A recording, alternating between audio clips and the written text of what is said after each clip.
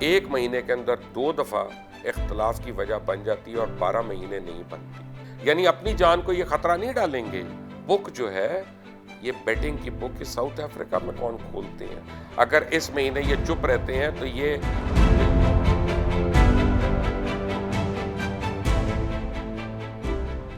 السلام علیکم. میرا نام مبشر لقمان ہے اور آپ دیکھ رہے ہیں مبشر لقمان یوٹیوب چینل. بڑا ہی ایک اہم مسئلہ ہے اور پروبنگ مسئلہ ہے. کئی دن سے مجھے لوگ پوچھ رہے ہیں کہ آپ کی اس میں رائے کیا ہے اور آپ کوئی ہمیں بتائیں کہ یہ پاکستان میں جو مولوی حضرات ہیں یہ کیوں بضد ہیں کہ باجماعت نماز پڑھنی اور باجماعت تراویح ہونی ہے اور اسی موقع پہ ہونی ہے، جبکہ اس کی وبا جو ہے اتنی بری طرح پھیلی ہوئی ہے کہ ہر دنیا کی حکومت جو ہے اس کے آگے گھٹنے ٹیک گئی ہے. تو اس کی بڑی سائنس ہے اور اس کی بڑی ایک ریزن ہے اور وہ چھوٹی ریزن نہیں ہے. میں آپ کو آج ریزن بتاؤں گا. یہ ویلاگ ذرا سا تفصیلی ہوگا، اس کو پلیز دیکھیے گا، پورا دیکھیے گا. میری رائے میں یہ اہم ہے کیونکہ آپ کو ایک پرسپیکٹو سمجھ آئے گا. اور اس میں آج ایک بہت ہی امپورٹنٹ ڈیولپمنٹ ہوئی کہ روزنامہ جنگ جو 22 اپریل کا ہے اس میں آج میرے بڑے ہی پیارے دوست ہیں سلیم صافی، ان کا ایک بھرپور اس پہ کالم آیا. اچھا، میں سلیم صافی سے پھر میری اس کے اوپر بالمشافہ گفتگو بھی ہوئی بڑی اور ہم نے ایکسچینج کیا، کیونکہ میں ان کے کالم میں کئی چیزوں سے میں ایگری کرتا ہوں اور کچھ چیزیں اصل میں سلیم صافی کا ایک پرابلم ہے. سلیم صافی سے آپ اختلاف رائے تو رکھ سکتے ہیں لیکن بیسیکلی وہ ایک شائستہ انسان ہے اور اس کی مہذب زبان ہے اور وہ اس کو صافی صاحب جو ہے نا یہ لوگوں کی عزت ضرور رکھتے ہیں، جتنی مرضی اپنا اختلاف رائے کریں. اور مجھے پتہ ہے میرے پی ٹی آئی کے دوست جو ہیں وہ میری بات سے اختلاف کریں گے، لیکن میں سب کچھ جانتے ہوئے کہہ رہا ہوں. میں کو سیلاب میں بہتا ہوا نہیں آیا، میں ساروں کو جانتا ہوں. تو سلیم صافی کا کالم پڑھنا پہلے بڑا ضروری ہے، اس کے کالم کا، کیونکہ جو خلاصہ ہے وہ بہت امپورٹنٹ ہے. پھر میں آپ کو اس کے بعد اپنی ایک لاجک بتاؤں گا. وہ کہتے ہیں اور اہل مذہب، یہ ان کے کالم کا عنوان ہے. وہ کہتے ہیں بحران لیڈر بناتے ہیں یا گراتے ہیں، اور حقیقت یہ ہے کہ مولانا فضل الرحمان، سراج الحق، مولانا طارق جمیل اور مفتی تقی عثمانی اور پیر نقیب الرحمان جیسے لوگوں نے اس وبا کی آزمائش میں اپنے قد بلند کیے. مولانا فضل الرحمان ان سیاستدانوں کی صف میں شامل ہیں جن کا حق تبدیلی کی خاطر مارا گیا اور پھر اس حکومت نے ان کے خلاف ہر حد پار کر لی. مولانا چاہتے تو اس مسئلے کو حکومت کے خلاف سیاسی مقاصد کے لیے استعمال کر سکتے تھے، لیکن وبا کے سامنے آتے ہی انہوں نے انتہائی جرأت مندانہ اور مدبرانہ موقف اپنا کر لوگوں کو وہی کچھ کرنے کا کہا جو ڈاکٹرز مشورہ دیتے ہیں. انہوں نے مساجد میں اجتماعات کی پابندی کی حکومتی اقدام کی مزاحمت نہیں کی اور حکومت کی طرف دست تعاون بھی دراز کیا. اس طرح سراج الحق صاحب نے بھی پہلے دن سے ہی یہ جرأت مندانہ اور سوشل ڈسٹنسنگ پر زور دینے والا موقف اپنایا. جماعت کے وسائل بھی حکومت کو آفر کے لیے فخر کے ساتھ اپنے ڈاکٹر بیٹے کو کہ مریضوں کی خدمت پر معمور کر کے دوسروں کے لیے ایک اعلیٰ مثال قائم کر دی.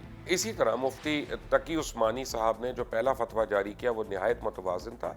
مولانا طارق جمیل صاحب نے بھی یہ قابل ستائش قدم اٹھایا کہ لوگوں کو سوشل ڈسٹنسنگ کی تلقین کی اور میرے ہی ٹیلی ویژن پروگرام میں، یعنی سلیم صافی کے ٹیلی ویژن پروگرام میں، اس موقف کی صراحت کے ساتھ وضاحت کی کہ انسانی جان کا تحفظ ہر عبادت سے مقدم ہے. اسی طرح عیدگاہ شریف کے سجادہ نشین پیر نقیب الرحمان صاحب نے بھی پہلے دن سے جو کوششیں کی ان کا محور انسانی جانوں کا تحفظ ہی رہا.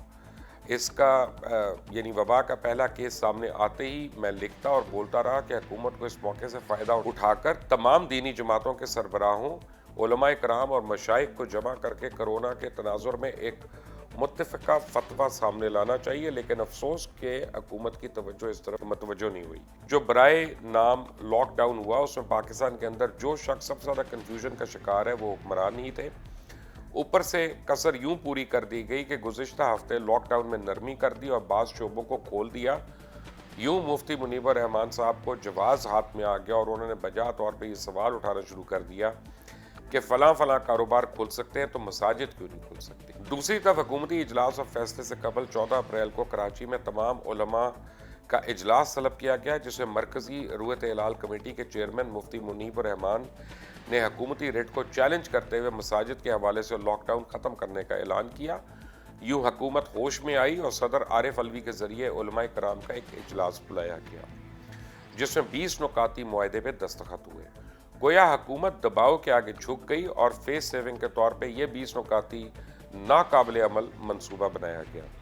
नाकाबिल अमल मैं इसलिए कह रहा हूँ कि देहात तो क्या, बड़े शहरों की मसाजिद भी इस मुआहदे पे अमल नहीं हो सकता। हमारे यहाँ मसाजिद की तरफ ज़ईफ़ुल उमर लोग ज़्यादा जाते हैं, लपकते हैं। आगे लिखते हैं कि मैं आलिम नहीं, लेकिन उलमाए कराम और दीनी हलकों या जमातों के साथ आ बैठता बहुत हूँ। यूं किसी हद तक मजहबी हलकों का मिजाज शनास ज़रूर हूँ। यूं मसाजिद में बाजमात तरावी पर इसरार करने वाले लोगों से बसद अदब व एहतराम चंद सवालात का जवाब चाहता हूँ। पहला सवाल यह है कि मसाजिद सब मोहतरम है, लेकिन मस्जिदुल हराम और मस्जिद नबी सल्लल्लाहु अलैहि वसल्लम का मकाम तो किसी और मस्जिद को हासिल नहीं है।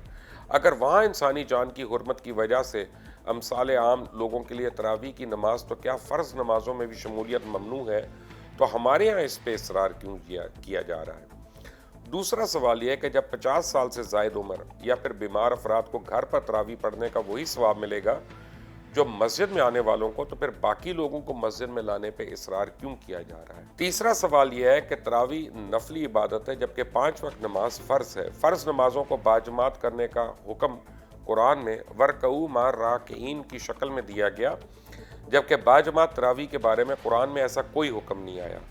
और जब इस वबा की खातिर दीनी तालीमात की रोशनी में फ़र्ज नमाजें 2 हफ्ते घरों पर अदा करने पर उलमाए कराम ने इतराज़ नहीं किया, तो फिर नफली इबादत के लिए बाजमात अदायगी पर इसरार क्यों किया जा रहा है। चौथा सवाल ये है कि उलमाए कराम और हुकूमत के इस मुआहदे के बावजूद उलमा की सबसे बड़ी जमात के सरबराह मौलाना फजल रहमान ने मेरे साथ टेलीविजन इंटरव्यू में ऐलान किया कि वो तरावी घर पर पढ़ेंगे।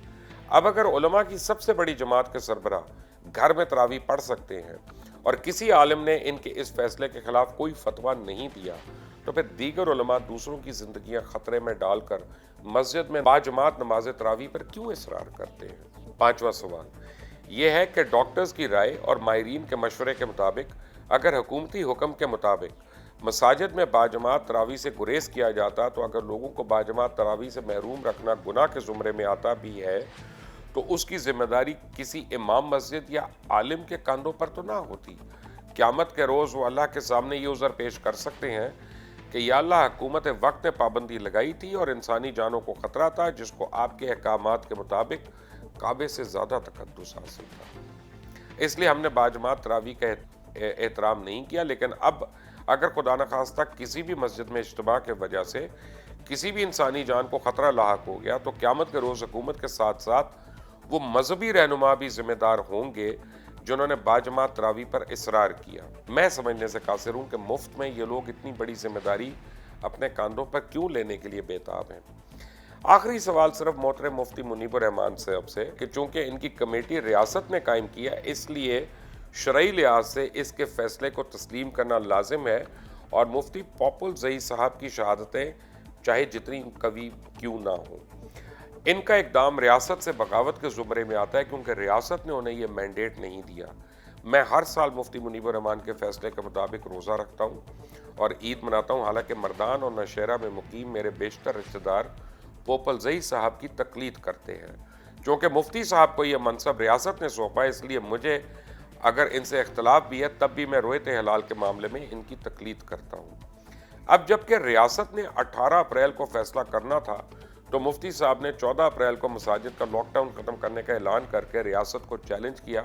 अब क्या इस मामले में मुफ्ती मुनीबुर रहमान मुफ्ती पोपल ज़ई के नक्शे कदम पर नहीं गए और मस्जिद को खोलने के मामले में जब उन्होंने रियासत से बगावत कर ली, तो क्या फिर शहाबुद्दीन पोपल ज़ई वगैरह के पास भी अब मरकज़ी रोयत हलाल कमेटी से बगावत करने का हक हासिल नहीं हो जाता। इंतहाई अहम पॉइंट्स हैं और अब मैं इस डिबेट को आगे लेके जाना चाहता हूँ जो सलीम साफ़ी साहब ने बैनो सतूर कोशिश की, लेकिन खुल कर नहीं बोले, क्योंकि मैंने कहा बेसिकली वो एक शरीफ नफ्स शख्स है और मैं उनको अक्सर कहता हूँ कि आप उम्र में छोटे हैं और दर्जे में बड़े हैं, क्योंकि अल्लाह ताला ने आपको जो ज़ोर कलाम दिया है और जितनी आप अदब से अगले को बेनकाब कर जाते हैं, वो बड़ा मलका है। बहरहाल सलीम साफ़ी साहब, इसमें कई रीज़न्स हैं। एक रीज़न ये है कि आपने कभी नोट किया कि रोयत हलाल कमेटी जो है साल में ایک مہینے کے اندر 2 دفعہ اختلاف کی وجہ بن جاتی ہے اور 12 مہینے نہیں بنتی. اور مذاق اڑوا دیا ہے انہوں نے. 3 دن میں عید ہوتی ہے یا مختلف آرا ہوتی ہے. یعنی جب ایک دفعہ عید ایک ساتھ ہوئی تھی تو پورے ملک میں جشن بھی منایا گیا تھا باقاعدہ کہ ہمارے مولوی جو ہیں وہ ایک ہو گئے. یہاں پہ یہ بحثیں چل رہی ہوتی ہیں کہ ہم سعودی عربیہ کے ساتھ عید کیوں نہ کریں اور فلاں کے ساتھ کیوں نہ کریں. تو اب سعودیہ کے ساتھ کر لینا. جب انہوں نے بند کیا ہے اور انہوں نے اجتماعات کو بند کر دیا تو اب کر لینا اس کے ساتھ. اب کیوں نہیں کرتے؟ اس لیے سلیم صافی صاحب میرے چھوٹے بھائی کہ اب رمضان آ رہا ہے اور رمضان میں ان ساروں کو زکوٰۃ ملنی ہوتی ہے, صدقے ملنے ہوتے ہیں, خیرات کی رقم آتی ہے. اور کتنی رقم آتی ہے میں آپ کو ایک محتاط اندازے کے مطابق آپ کو بتاتا ہوں. اسی لیے میں آپ کے لیے یہ کیلکولیٹر رکھ کے بیٹھا ہوا ہوں سامنے کہ اگر 80 لاکھ آپ کے مدارس میں اسٹوڈنٹس ہیں جو کہ منیمم ہیں اتنے, 30 لاکھ تو وہ ہیں جو وفاق المدارس جن کو اعتراف کرتا ہے, جن کو ڈگریز دی جاتی ہیں پڑھنے کے بعد, تو 30 لاکھ پہ لگا لیتے ہیں. آپ 30 لاکھ پہ لگائیں اور کم سے کم مالیت کا کھانا جو آج فی زمانہ پاکستان میں مل سکتا ہے 30 روپے کا اگر آپ لگاتے ہیں اور دن میں آپ 2 وقت ان اسٹوڈنٹس کو کھانا دیتے ہیں, 3 وقت نہیں دیتے, تو 9 کروڑ تو ایک دن کا ہو گیا. اور آپ سال کا کوئی 1 بلین ڈالرز ہو گیا.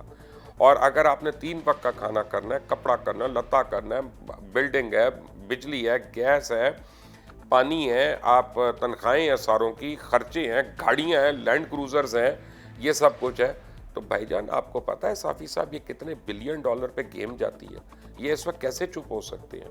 آپ کو شاید پتہ نہیں کہ جو صدر مملکت کے ساتھ انہوں نے ایگریمنٹ کیا ہوئی ہے کہ 60 سال سے اوپر کے لوگ یا 50 سال سے اوپر کے لوگ جو ہے وہ مسجد نہیں جائیں گے. ان میں سے کوئی بھی 60 سال سے کم نہیں ہے جو معاہدہ کر کے آئے ہیں. یعنی اپنی جان کو یہ خطرہ نہیں ڈالیں گے, خود نہیں ایکسپوز ہوں گے. یہ آپ کے اور ہمارے بچوں کو اپنا جو ہے نا یہ ان کو اس وبا سے ایکسپوز کروا رہے ہیں. اور بالکل وہ ان جہادی تنظیموں کی طرح کہ جہاں ان کے اپنے بچے نہیں جاتے آگے جہاد کے لیے, ان کو کال نہیں دیتے, وہ کو باہر پڑھ رہا ہے, کو ادھر پڑھ رہا ہے, کو ادھر پڑھ رہا ہے. بہت کم لوگ ہیں یہاں پہ. میں سراج الحق صاحب کی اس لیے رسپیکٹ کرتا ہوں کہ ان کا بیٹا ڈاکٹر ہے اور انہوں نے اس وبا کے لیے اس کو لڑنے کے لیے سامنے بھیج دیا. سلام ہے سراج الحق صاحب کو. میں مولانا فضل الرحمان صاحب کی ابھی کچھ دن پہلے میری ان کے صاحبزادے سے ملاقات ہوئی, یعنی چند مہینے پہلے. اس دن میں واقعی ان کی قدر کرنا شروع ہوا کیونکہ ان کے بیٹے کو جب میں ملا تو وہ یعنی باقاعدہ عالم دین کی طرف ان کا سفر گامزن ہے. یعنی جو وہ فیل کرتے ہیں مولانا صاحب وہ اپنی اولاد میں منتقل کر رہے ہیں. یہی ایک جو ہے وہ دین کی محبت کافی ہے. جب آپ اپنی اولاد کو اگر آپ اس کے لیے وقف کر دیتے ہیں تو وہ بڑا سیریس ایک آپ کی کمٹمنٹ ہوتی ہے, اس سے زیادہ کمٹمنٹ ہو نہیں سکتی. اب یہ سارے لوگ جو ہیں یہ آپ کو پتہ ہے صافی صاحب, اب آپ جب آپ اپنا عقل و قلم لکھیے گا تو یہ ضرور لکھیے گا کہ بک جو ہے یہ بیٹنگ کی بک ساؤتھ افریقہ میں کون کھولتے ہیں اور کیا بیٹنگ تو نہیں ہوتی. آپ کو پتہ چلے گا کہ کتنے اربوں روپے کا کتنے کا لین دین کہاں پہ ہو رہا ہے کہ کون کا. یہ ہم نے مذاق بنا لیا. یعنی 11 مہینے ہمارا چاند دیکھنے پہ لڑائی نہیں ہونی ہے اور 1 مہینے میں 2 دفعہ ہونی ہے. اب آپ اس کی وجہ سمجھ گئے. اگر اس مہینے یہ چپ رہتے ہیں تو یہ بلینز آف ڈالرز جو ہے یہ کون اکٹھے کرے گا؟ زکوٰۃ میں پھر شوکت خانم چلے جائیں گے تو کوئی انمول چلا جائے گا, تو کوئی اس کو دے دے گا, کوئی اس کو دے دے گا, کوئی الخدمت فاؤنڈیشن کو صرف دے دے گا یا گرکی ہسپتال کو دے دے گا. تو پھر یہ برداشت نہیں ہے نا. مجھے یہ اب آپ کو سمجھ آئی صافی صاحب؟ مفتی صاحب سے آپ چھوٹنے جواب آپ کو میں نے دے دیا. اور سب سے بڑی بات اب 20 سال سے رویت ہلال کمیٹی کا وہی سربراہ ہے. یہ کون سی جاب ہے کہ ہر مراد لینی, سب کچھ لینی, اپنا اسی طرح آ جانا سامنے اور پھر بات کرنا. اور میں مفتی پوپل صحیح صاحب سے اختلاف رائے ضرور رکھتا ہوں, لیکن میں یہ سمجھتا ہوں کہ وہ مسلمان ہیں الحمدللہ, اور ان کے جو عینی شاہد ہے وہ بھی مسلمان ہے. اور جب 150-150 200 آپ کو رویت آتی ہے کہیں سے تو پھر پورے ملک میں جب 4 منٹ کا فرق ہے اگر صرف, تو بنتا نہیں ہے کہ ہم ان کی ہر شہادت کو ہم رد کریں. اس کی کوئی وجہ ہونی چاہیے. اور ایسا بھی ہو چکا ہے کہ صوبہ کے پی کے کی رویت ہلال کمیٹی جو ہے وہ پوپل زئی صاحب سے ایگری کر چکی ہے اور مرکزی رویت ہلال کمیٹی نے ایگری نہیں کیا. یہ مذاق بن ہے. یہ دوسروں کے بچوں کو ان مساجد میں اب ایکسپوز کر رہے ہیں، کیونکہ نہ وہاں سے قالین اٹھ رہے ہیں، نہ روز وہاں پہ فیومیگیشن ہو سکتی ہے، نہ اتنا وہاں پہ گیپ اور سوشل ڈسٹینسنگ ہو سکتی ہے، اور اگر اسے ایک بھی خدا نخواستہ موت ہوئی تو یہی لوگ ذمہ دار ہوں گے۔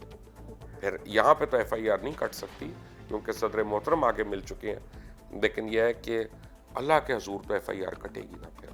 اور وہ تمام علماء جنہوں نے تمام سیاسی اختلافات کے باوجود ریاست کے سامنے اس بات پہ سیاست نہیں کرنے کی کوشش کی، وہ قابل احترام ہے۔ سلیم صافی صاحب، امید ہے آپ کو اپنا جواب مل گیا ہوگا۔